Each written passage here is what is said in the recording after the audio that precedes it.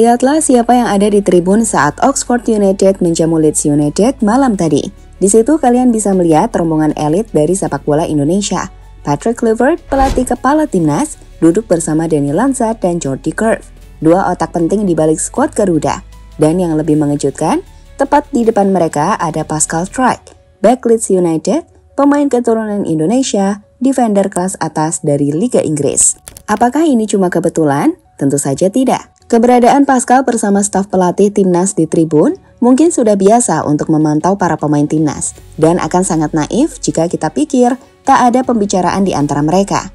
Kami pikir segalanya mengarah ke satu kemungkinan besar, potensi Pascal Struijk menjadi bagian dari timnas Indonesia. Ini tentu saja kabar bagus, pasalnya Pascal adalah pemain dengan reputasi besar. Pernah mentas di Premier League dan musim depan siap kembali membawa Leeds United promosi ke IPL. Dan jika ia bergabung, maka Indonesia akan punya satu senjata mematikan di lini belakang. Tapi, apa sebenarnya dampak kehadiran Pascal bagi timnas? Dan siapa lagi pemain keturunan yang sedang dibidik PSSI untuk mempermewah wajah timnas? Mari kita bahas satu persatu.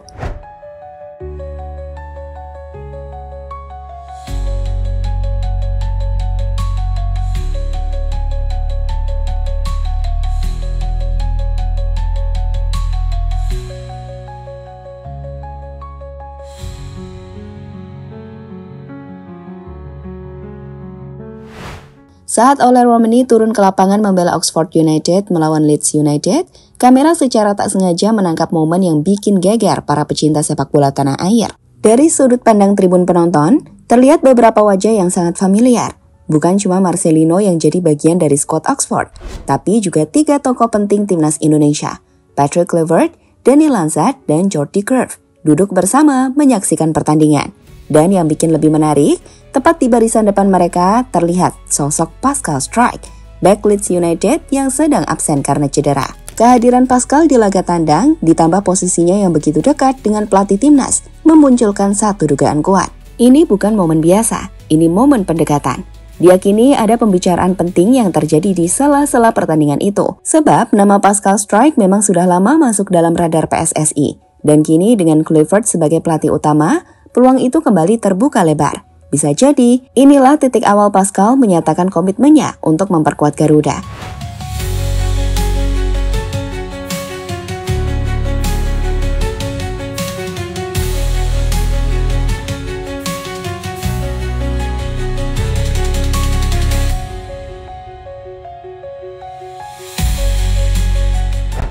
Bicara soal pemain keturunan termahal yang masih eligible membela timnas Indonesia, nama Pascal Struijk berdiri di puncak daftar. Nilai pasarnya saat ini mencapai 16 juta euro, setara dengan sekitar 278 miliar rupiah. Angka yang membuatnya lebih mahal dibanding nama-nama lain seperti Jayden Oosterwolde maupun Joyror Redewold. Tentu bukan tanpa alasan nilai Pascal bisa semahal itu. Ia adalah bek tangguh dengan kaki dominan kiri, memiliki postur tinggi 1,9 meter, dan berpengalaman tampil di Premier League bersama Leeds United. Musim ini meski sempat mengalami cedera, Struijk tetap tampil luar biasa dan menjadi salah satu pemain kunci yang membawa Leeds bersaing di papan atas Championship. Kalau semua berjalan mulus, musim depan dia bisa kembali tampil di kasta tertinggi Premier League. Struijk juga pernah dipercaya mengenakan band kapten, bukti bahwa ia juga sosok pemimpin. Dan dalam formasi 3 bek yang diusung Patrick Kluivert, sosok bek kiri yang membutuhkan ketenangan, fisik, dan visi permainan adalah sektor yang bisa langsung jadi milik Pascal jika ia gabung timnas. Dengan kualitas, pengalaman, dan harga yang tak main-main, Pascal bisa jadi pondasi baru untuk lini belakang Garuda.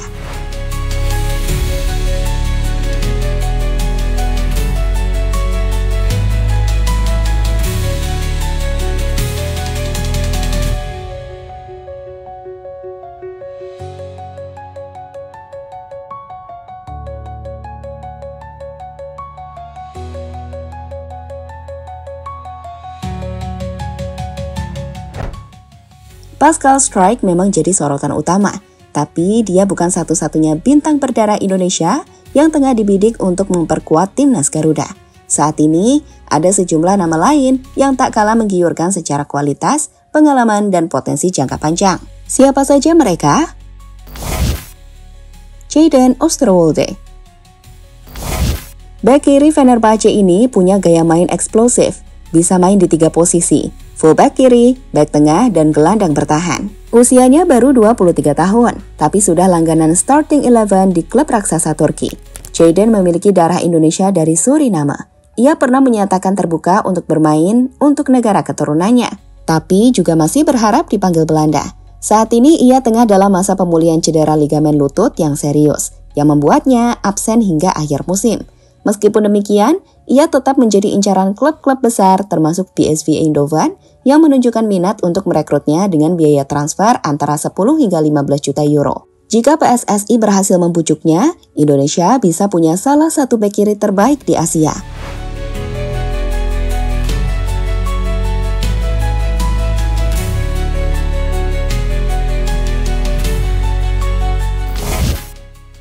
Meliano Jonathans.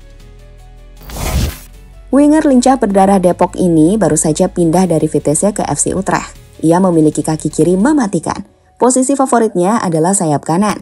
Selama di Eerste Divisi, Miliano mencetak 11 gol dan 4 assist dalam 18 laga. Angka yang sangat impresif untuk pemain muda berusia 20 tahun.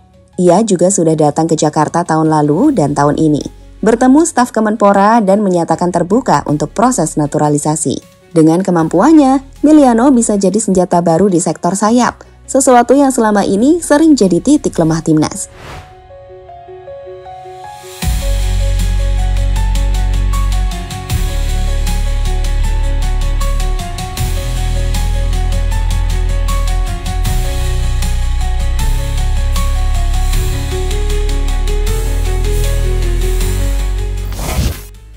Tristan Guyer, lulusan Akademi Ajax dan sempat tampil reguler di Young Ajax sebelum dipinjamkan ke PEC Zwolle. Bek serba bisa ini bisa main di kanan, tengah, kiri, bahkan posisi gelandang bertahan. Sayangnya musim ini ia mengalami cedera lutut yang cukup serius, tapi kabar terbaru menyebut ia akan kembali ke Ajax musim depan. Tristan memiliki darah Maluku dan sudah menyatakan minatnya untuk membela timnas. Dengan fleksibilitasnya, ia bisa jadi pemain penting untuk rotasi dan taktik Coach Patrick.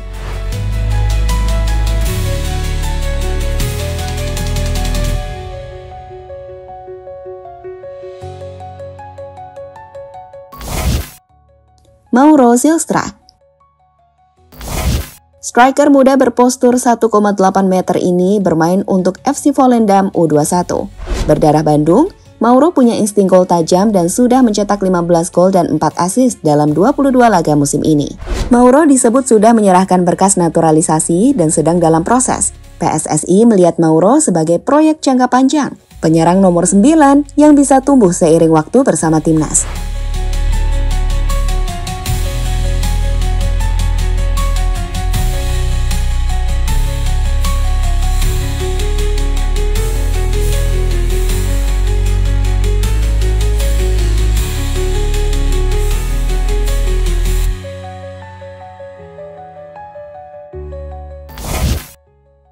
Adrian Wibowo.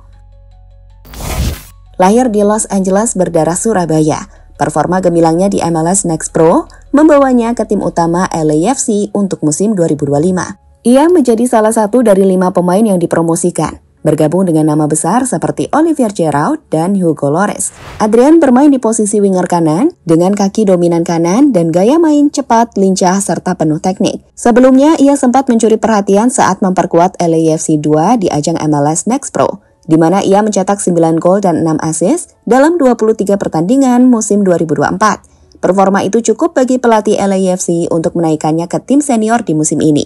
Adrian sudah mencatat 2 penampilan bersama tim utama LAFC. Meski masih muda, ia menunjukkan potensi luar biasa untuk berkembang lebih jauh. Meskipun pernah membela tim U17 Amerika Serikat dengan mencatatkan 3 penampilan dan 1 gol, Adrian tetap membuka peluang untuk membela timnas Indonesia. Dalam wawancara dengan YouTuber Yusa Nugraha, ia menyatakan kesiapannya untuk mempertimbangkan panggilan dari PSSI jika ada kesempatan.